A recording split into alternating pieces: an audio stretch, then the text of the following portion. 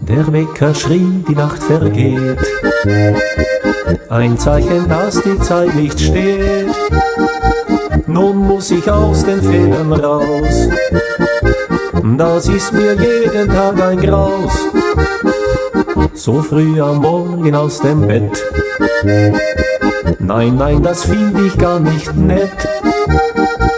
Ich zieh die Decke über mich und hör den bösen Wecker nicht. Morgenstund hat Gold im Mund, so gab's einst ein Dichter kund. Morgens kann ich noch nicht sehen, ich werd's ewig nie verstehen, dass ich jetzt schon aufstehen sollte. Hör doch auf, es ist ein Graus, lieber bleibe ich zu Haus. Darf ich also nicht mehr schlafen? Muss man mich denn so bestrafen, wenn doch nur schon Sonntag wär? Nun hilft mir nur ein Schluck Kaffee, damit ich's wieder klarer seh.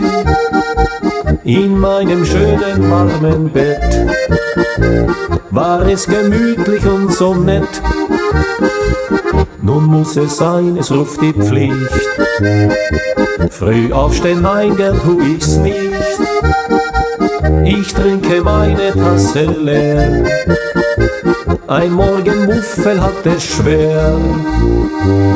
Morgenstund hat Gold im Mund, so gab's einst ein Dichter kund. Morgens kann ich noch nicht sehen, ich werd's ewig nie verstehen, dass ich jetzt schon aufstehen sollte.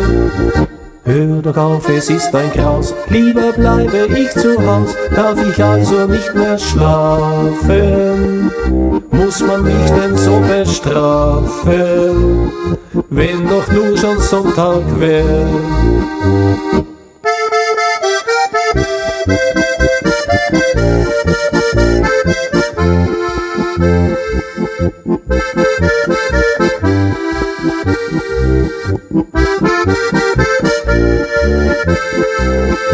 Hör doch auf, es ist ein Graus, lieber bleibe ich zu Haus. Darf ich also nicht mehr schlafen? Muss man mich denn so bestrafen?